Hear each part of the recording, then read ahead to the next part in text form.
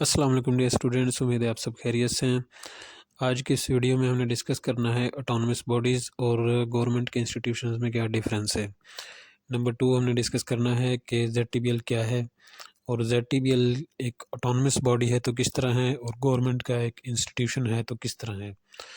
Number 3 ہم نے discuss کرنا ہے کہ اسٹاف ریگولیشنز ایکٹ کیا ہے جس کے تحت ZTBL کے امپلائیز کی گورننس ہوتی ہے۔ اور نمبر 4 ہم نے ڈسکس کرنا ہے کہ سول سرونٹ ایکٹ 1973 کیا ہے، اور گورنمنٹ کے امپلائیز کی گورننس اس ایکٹ کے تحت کس طرح ہوتی ہے۔ اور مزید یہ کہ اسٹاف ریگولیشن ایکٹ ZTBL کا جو ہے اور اس میں سول سرونٹ ایکٹ 1973 میں کیا ڈیفرنس ہے۔ ایسے تمام لوگ جو ZTBL کی جوائننگ کی طرف جا رہے ہیں تو ان کے لیے بھی ایک انفارمیٹیو ویڈیو ہے تاکہ ان کی ڈیسیژن میکنگ اس حوالے سے بالکل کلیئر ہو، اور ساتھ میں ایسے تمام لوگ جن کو جو ابھی بہت سارے اداروں میں اپلائی کرنے لگے ہیں اور ان اداروں کے بارے میں ان کو نہیں ہے معلوم کہ اٹانومس باڈیز ہیں یا گورنمنٹ کے انسٹیٹیوشنز ہیں، بعد میں جب ریکروٹمنٹ ہو جاتی ہے آپ ریٹن ٹیسٹ محنت کر کے پاس کرتے ہیں، اس کے بعد آپ انٹرویو محنت کر کے دیتے ہیں، بعد میں آپ کو ادارے کے بارے میں پتہ چلتا ہے کہ وہ اٹانومس باڈی تھا یا وہ پبلک لمیٹڈ کمپنی تھا یا پرائیویٹ لمیٹڈ کمپنی تھا یا ایک گورنمنٹ کا انسٹیٹیوشن تھا۔ اس کے بارے میں انفارمیشن آپ کو پہلے سے معلوم ہونی چاہیے، اور کس لحاظ سے آپ کو انفارمیشن کس طرح معلوم ہوگی، میں وہ چند باتیں آپ کو بتانے لگا ہوں جن کے بارے میں آپ سمپلی سرچ کر کے کسی بھی ادارے کے بارے میں یہ جان سکتے ہیں کہ وہ اس کا سٹیٹس کیا ہے جس میں آپ اپلائی کرنے لگے۔ تو سب سے پہلے ہم ڈسکس کرتے ہیں اٹانومس باڈیز کو۔ اٹانومس باڈیز پاکستان میں سے تمام ادارے، بہت سارے ادارے پاکستان میں سے کام کر رہے ہیں جن کی share holding government of Pakistan ہے، ان کی مالک گورنمنٹ آف پاکستان ہے، لیکن ان کے فیصلے جو ہوتے ہیں، ان کے امپلائیز کی جو گورننس ہوتی ہے وہ گورنمنٹ آف پاکستان کی طرف سے نہیں ہوتی، اور ان کی جو پالیسیز ہوتی ہیں اداروں کی وہ گورنمنٹ کی طرف سے نہیں بنتی۔ یہ امپلائیز کی گورننس اور ان کی پالیسیز جو ہوتی ہیں ادارے کی وہ بنانے کے لیے ان کا ایک انڈیپینڈنٹ بورڈ آف ڈائریکٹرز ہوتے ہیں، اور انڈیپینڈنٹ بورڈ جو ہے ان کا ڈائریکٹرز پر مشتمل ہوتا ہے، وہ ڈیسائیڈ کرتا ہے کہ اس ادارے کی پالیسیز کس طریقے سے بنانی ہے، پلس اس کے امپلائیز کی گورننس کے لیے جو ایکٹ وہاں پر لاگو ہوتا ہے اس کے اندر چینجنگ، اس کے اندر رد و بدل، اس کے اندر جو چیزیں شامل کرنی ہے نکالنی ہے، اس کا ڈیسیژن بھی بورڈ آف ڈائریکٹرز خود کرتے ہیں۔ تو سمپل از دیٹ کہ ان اٹانومس باڈیز کے اندر انڈیپینڈنٹ بورڈ آف ڈائریکٹرز ہی فیصلہ کرتے ہیں، وہ خود مختار ہوتے ہیں ادارے، اور ان کے اندر انڈیپینڈنٹ بورڈ آف ڈائریکٹرز ہی ڈیسیژن کرتے ہیں کہ ان کی پالیسیز میں چینجنگ کس طریقے سے لے کے آنی ہے۔ گورنمنٹ کا اس معاملے میں کسی قسم کا عمل دخل نہیں ہوتا۔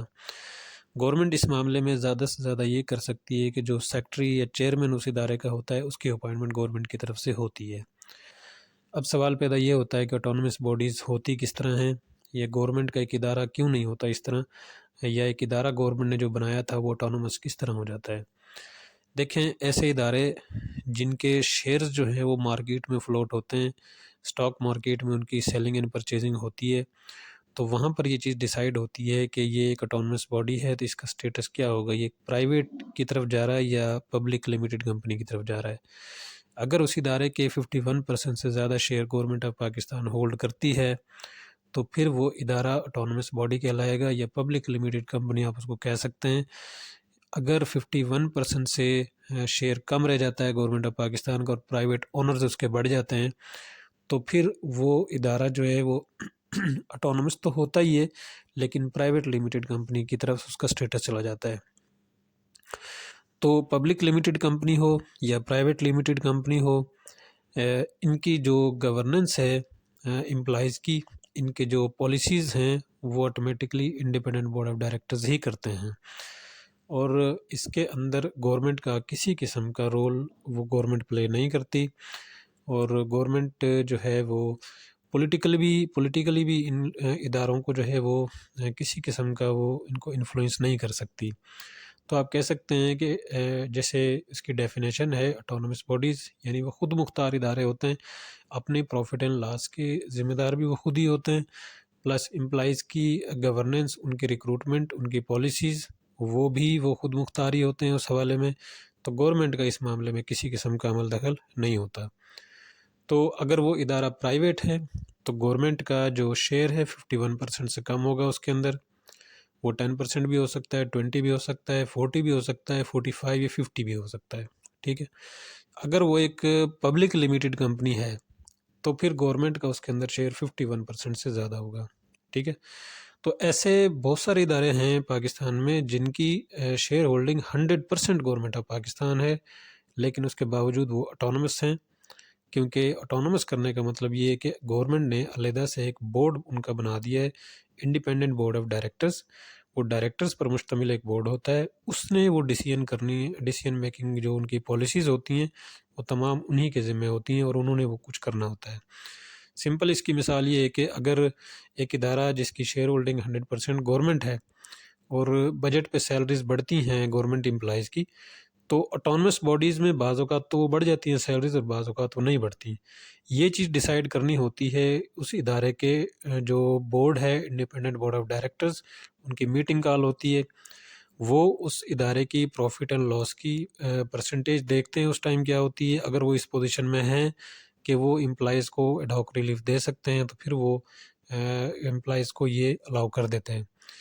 تو باقی جو گورنمنٹ کے انسٹیٹیوشنز ہوتے ہیں ان میں اس طرح نہیں ہوتا. جیسے گورنمنٹ کی طرف سے اناؤنسمنٹ ہوتی ہے ان کے امپلائیز کو آٹومیٹکلی وہ چیز ڈیلیور ہو جاتی ہے، وہ بینیفٹ ڈیلیور ہو جاتے ہیں. تو اٹانومس باڈیز اور گورنمنٹ کے اداروں میں جو ڈیفرنس ہے وہ میں نے ایلیبریٹ کرنے کی کوشش کی ہے. میں نے جو اٹانومس باڈیز کی جو کوالٹیز یہاں پر آپ کو بتائی ہیں، گورنمنٹ کے جو انسٹیٹیوشنز ہیں ان کے اندر یہ کوالٹیز نہیں ہوتی، ان کے اندر یہ والی چیزیں اپلائی نہیں ہوتی. جو گورنمنٹ کے انسٹیٹیوشنز ہوتے ہیں ان کا کوئی انڈیپینڈنٹ بورڈ آف ڈائریکٹرز نہیں ہوتا، اور ان کی 100% شیئر ہولڈنگ گورنمنٹ ہوتی ہے.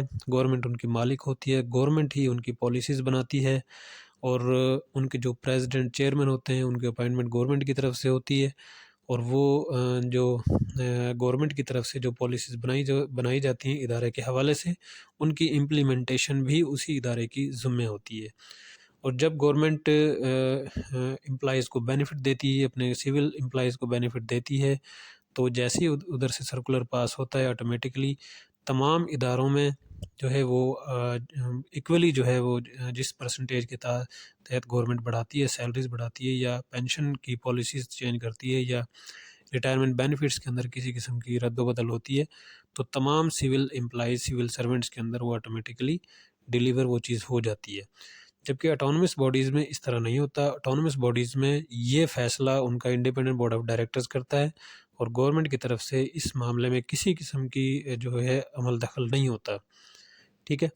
تو گورنمنٹ امپلائیز کا مطلب گورنمنٹ کے اداروں کے امپلائیز، اور اس کے علاوہ جو بات کریں آپ اٹانومس باڈیز کے جو امپلائیز ہوتے ہیں ان کو آپ گورنمنٹ کے امپلائی نہیں کہہ سکتے. ٹھیک ہے. اچھا، نیکسٹ ہم بات کرتے ہیں زیڈ ٹی بی ایل کی. زیڈ ٹی بی ایل میں ریکروٹمنٹ جس طرح ہوئی ہیں، تو زیڈ ٹی بی ایل کی جو سٹرکچر ہے وہ پہلے کئی دفعہ ڈسکس ہوا ہے کہ زیڈ ٹی بی ایل کا سٹرکچر دراصل کیا ہے.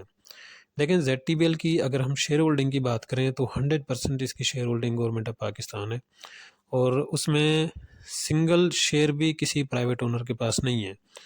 اس کے شیئر جو ہیں وہ مارکیٹ میں فلوٹ نہیں ہوتے، اور اس کی سیلنگ پرچیزنگ جو ہے ابھی تک نہیں ہوتی. تو اس کی 100% شیئر ہولڈنگ گورنمنٹ ہے، اور گورنمنٹ آف پاکستان کے پاس اس کے شیئر موجود ہیں. شیئر دراصل ہوتے کیا ہیں؟ یہ ایک حصے ہوتے ہیں کسی بھی ادارے کے. آپ اس کے 100 حصے کر لیں یا 1000 کر لیں، یا جتنے مرضی اس کے حصے کر لیں، پھر ان حصوں کی جو ہے وہ خرید و فروخت مارکیٹ، اوپن مارکیٹ کے اندر ہوتی ہے. اور جس کے پاس جتنے پیسے ہوتے ہیں وہ ایک قسم کی بولی لگتی ہے، بھئی اس شیئر کی قیمت اتنی ہے، ایک شیئر کی قیمت اس ادارے کی.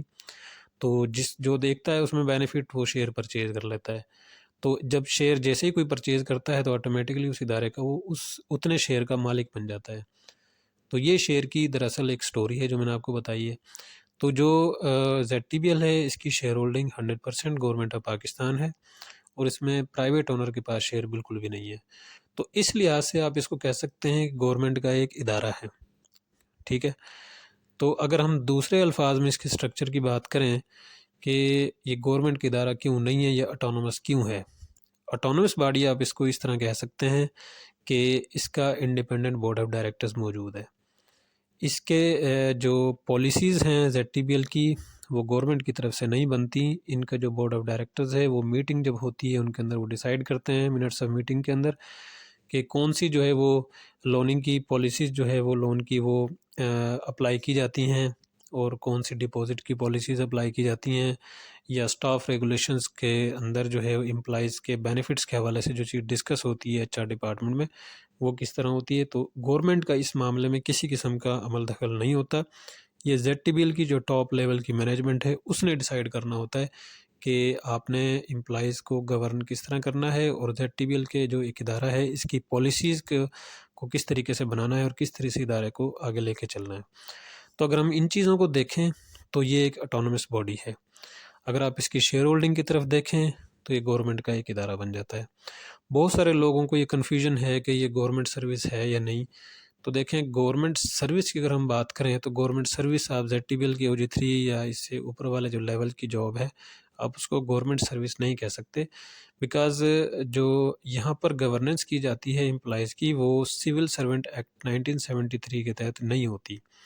یہاں پر جو گورننس کی جاتی ہے وہ چونکہ ZTBL ایک اٹانومس ہے, اس کا بورڈ آف ڈائریکٹر سے علیحدہ ہے, یہ اپنے امپلائیز کی گورننس خود کرتے ہیں. تو ان کے لیے انہوں نے اسٹاف ریگولیشنز بنائے ہوئے ہیں. تو اسٹاف ریگولیشنز یہاں پر 2 چل رہے ہیں. میں نے لاسٹ ویڈیو میں بھی چیز ڈسکس کی تھی کہ جو پرانے امپلائیز ہیں 2005 سے پہلے والے جو ریکروٹس ہیں وہ اسٹاف ریگولیشنز ایکٹ 1961 کے تحت ان کی رجسٹرڈ ہیں وہ, اور ان کی گورننس SR 1961 کے تحت ہو رہی ہے. اور جو بعد میں آنے والے امپلائیز ہیں ان کی گورننس اسٹاف ریگولیشنز ایکٹ 2005 کے تحت ہو رہی ہے. تو یہاں پر اسٹاف ریگولیشنز جو ایکٹ 2 لاگو ہیں SR 2005 اینڈ SR 1961, یہاں پر کسی جگہ پر بھی آپ کو سول سرونٹ ایکٹ 1973 نظر نہیں آئے گا. میں آپ کو ایک شارٹ کٹ طریقہ بتا دیتا ہوں کہ گورنمنٹ سروس اور اٹانومس باڈیز کی سروس میں ڈیفرنس کیا ہے. آپ کو جو آفر لیٹر موصول ہوتا ہے, آپ کو جو آفر لیٹر دیا جاتا ہے جاب کا, اس کے اندر آپ کی جو گورننس ہے وہاں پر آپ نے دیکھنا ہے کہ ایکٹ کون سا لکھا ہوا ہے.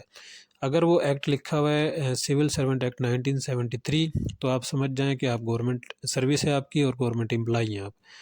اگر آپ کے جو وہاں سروسز ریگولیٹ جو کی جاتی ہیں وہاں پر ایک پورا پیراگراف لکھا ہوتا ہے آفر لیٹر کے اندر, وہاں پر اگر یہ چیز لکھی مینشن ہوتی ہے کہ آپ کی جو گورننس ہے وہ کسی اور ایکٹ کے تحت, یعنی سول سرونٹ ایکٹ 1973 کی جگہ پر کوئی اور ایکٹ لکھا ہو, مثال کے طور پر ZTBL کی اگر ہم بات کریں تو SR 2005 جو ایکٹ ہے اگر یہ مینشن وہاں پہ ہوتا ہے تو اٹ مینس کہ آپ کی جو سروسز ہیں وہ سول سروس نہیں ہے, گورنمنٹ سروس نہیں ہے, آپ اس ادارے کے امپلائیز ہیں. ٹھیک ہے.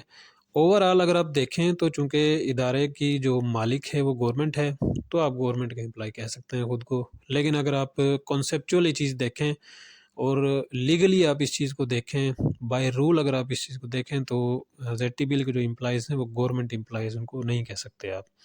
صرف کیا ہے کہ ان کے جو گورننس ہے وہ ایکٹ کے ڈیفرنس کی وجہ سے, اگر سول سرونٹ ایکٹ ہے لاگو وہاں پہ تو گورنمنٹ امپلائی ہیں, اور سول سرونٹ ایکٹ نہیں ہے وہاں پر 1973 تو آپ گورنمنٹ امپلائی خود کو نہیں کہہ سکتے. اور ZTBL کی گورننس کے اندر سول سرونٹ ایکٹ 1973 نہیں لاگو ہوتا. تو اسٹاف ریگولیشنز میں نے آپ کو بتا دیا ZTBL کے. تو لاسٹ ون میں سول سرونٹ ایکٹ 1973, اس کے بارے میں بھی میں نے کچھ حد تک ڈسکس کر لیا ہے. لیکن سول سرونٹ ایکٹ 1973 ایک ایسا ایکٹ ہے جو کہ پاکستان کے آئین میں بھی شامل ہے. اس ایکٹ کے تحت جتنے بھی گورنمنٹ کے امپلائیز ہیں, گورنمنٹ کے ادارے ہیں, ان کی جو سروسز کی ریگولیشنز ہیں وہ اس ایکٹ کے تحت ہوتی ہیں. اور سول سرونٹ ایکٹ کے اندر وہ تمام رولز اور کنڈیشنز اور ٹرمز لکھی ہوئی ہیں جن کے تحت جو ہے گورنمنٹ امپلائی کی گورننس ہوتی ہے. وہ کسی بھی ادارے میں ہوتا ہے تو سول سرونٹ ایکٹ 1973 کے تحت اس کی سروسز جو ہیں ان کو ریگولیٹ کیا جاتا ہے. ان کے پے اسکیل اسی حوالے سے ہوتے ہیں ڈیسائیڈ, ان کے جو گریڈ ہوتے ہیں اس کے گریڈ کے حوالے سے, ان کی جو سروسز بیسک سیلری یا ان کی جو مزید ان کو جو الاؤنسز دیے جاتے ہیں یا ان کی جو ڈیڈکشنز ہوتی ہیں GP فنڈ کی یا دوسری جو ڈیڈکشنز ہیں وہ سول سرونٹ ایکٹ 1973 کے تحت ہی وہ تمام اس کی ڈیڈکشنز وغیرہ ان کی سروسز جو ہے وہ ریگولیٹ ہوتی ہیں. پلس جو ہے ان کو مختلف قسم کے جو بینیفٹس دیے جاتے ہیں گورنمنٹ کی طرف سے وہ بھی اسی ایکٹ کے تحت ہی وہاں پر وہ تمام چیزیں مینشن ہیں. اس کے علاوہ جو ہے جب ان کی ریٹائرمنٹ ہوتی ہے، ان کی کموٹیشن بنتی ہے، وہ بھی اسی ایکٹ کے تحت بنتی ہے، اور لاسٹ ون میں ان کی جب پینشن اپروو ہوتی ہے، منتھلی ان کی جو پینشن ڈیسائیڈ ہوتی ہے، جو پینشن کے رولز ہیں وہ بھی ان کا تعلق بھی سول سرونٹ ایکٹ 1973 کے ساتھ ہے۔ تو گو کہ ہر چیز کے جو ہے وہ رول علیحدہ ہیں، پینشن کے رول علیحدہ ہوتے ہیں، کموٹیشنز وغیرہ کے رول علیحدہ ہوتے ہیں، لیکن اوورآل اس کی جو یہ تمام رول جس بندے پر اپلائی ہوتے ہیں وہ اسی پر اپلائی ہوتے ہیں جس کی سروسز کو ریگولیٹ کیا گیا تھا 1973 ایکٹ کے تحت، سول سرونٹ 1973 کے تحت جن کو ریگولیٹ کیا گیا تھا انہی پر یہ تمام رول اپلائی ہو جاتے ہیں۔ باقی جو دوسرے ادارے ہیں ان کے اندر بھی گورنمنٹ کے جو امپلائیز ہوتے ہیں، ان کے اپنے جو امپلائیز ہوتے ہیں، ان کی گورننس کے اندر بھی یہ تمام قسم کے بینیفٹس ہوتے ہیں۔ بعض میں پینشن نہیں ہوتی، بعض میں پینشن ہوتی ہے، لیکن ان کی جو گورننس ہے اس کے حوالے سے بھی ان کے بینیفٹس ہوتے ہیں۔ لیکن سول سرونٹ ایکٹ 1973 کے جو بینیفٹس یہاں پر گورنمنٹ امپلائیز کو ملتے ہیں وہ وہاں پر ان کو ان کے ایکٹ کے تحت تو وہ تمام بینیفٹس ملتے ہیں، لیکن جو کہ سول سرونٹ ایکٹ جو ہے وہاں پر لاگو نہیں ہوتا، یہ صرف گورنمنٹ سروس اور گورنمنٹ امپلائیز کے لیے لاگو ہوتا ہے۔ یہ ڈیفرنس ہے اس ایکٹ میں اور ان کے اسٹاف ریگولیشنز ایکٹ کے اندر۔ تو میں نے اس میں آپ کو جو میں ایک تھوڑا سا ریوائز کر دوں، میں نے آپ کو شروع میں بتایا کہ آٹونومس باڈیز اور گورنمنٹ کے انسٹیٹیوشنز میں بیسک ڈفرینس کیا ہوتا ہے۔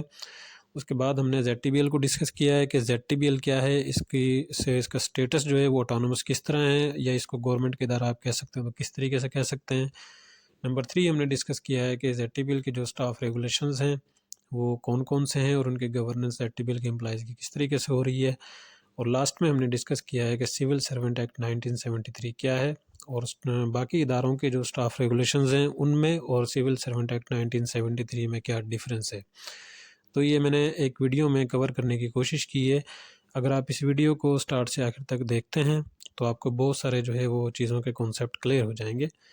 تو اگر آپ چینل پر نیو ہیں تو اس کو سبسکرائب کر لیں تاکہ اس طرح کی جو انفارمیٹیو ویڈیوز ہیں آپ تک بآسانی اپروچیبل ہوں۔ Thank you.